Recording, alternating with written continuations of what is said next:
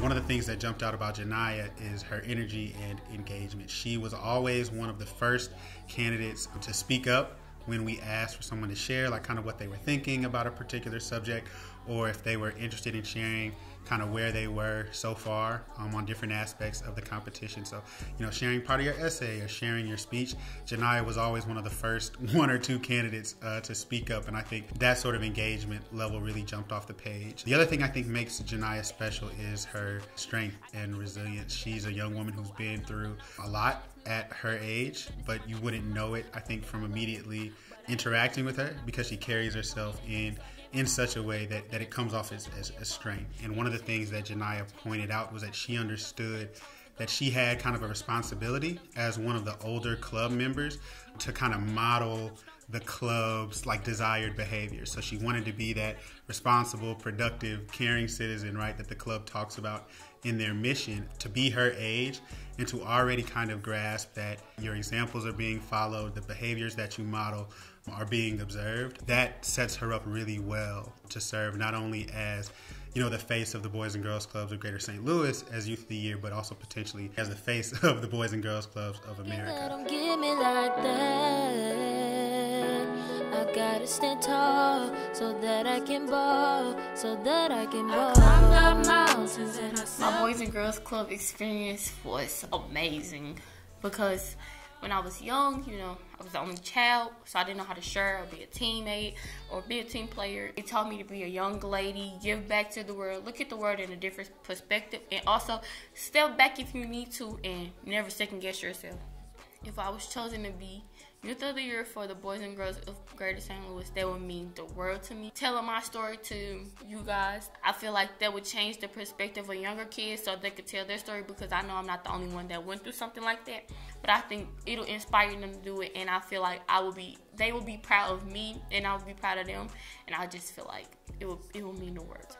The word that I will use for the Boys and Girls Club is unity, because even though you might be there by yourself, there's always a group of kids, or your whole group might come up to you, because we're split by age groups.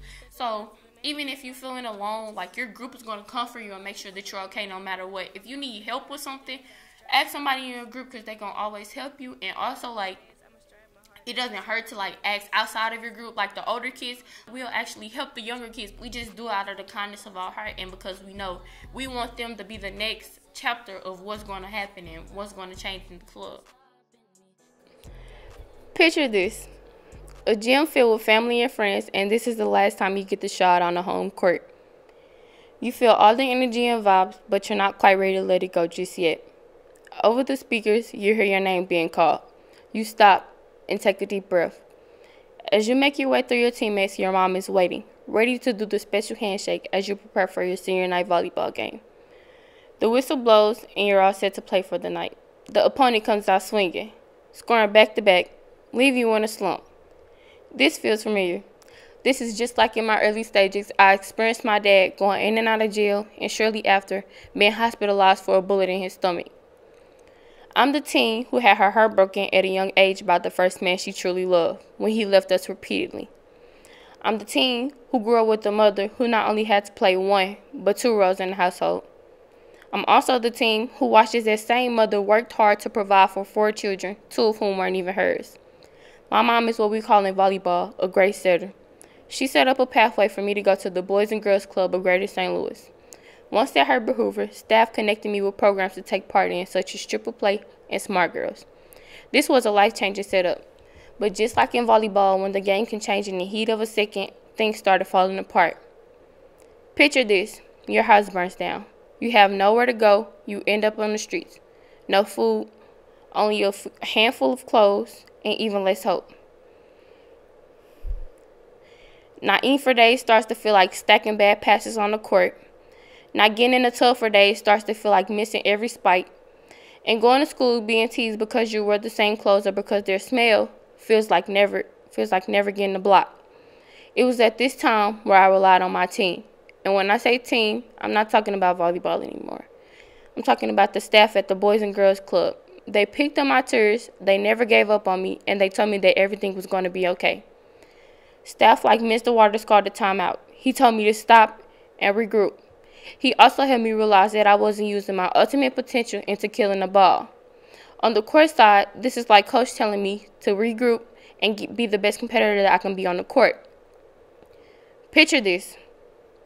You're in your senior year and you're asked to take part and you're asked to compete for Youth of the Year. At this point, you feel the same pressure as when coach asks you to run the same play, even though you've run it a million times before. But this is the one that matters most. You're ready to leave your mark, and you're ready to achieve your goal as far as venturing to Kentucky State University, being a role model for your peers, traveling the world and becoming an advocate against gun violence, and giving back to youth. You do this with the same enthusiasm as you did the game-winning spike. The fire is lit. The set for a comeback is in place. Thank you.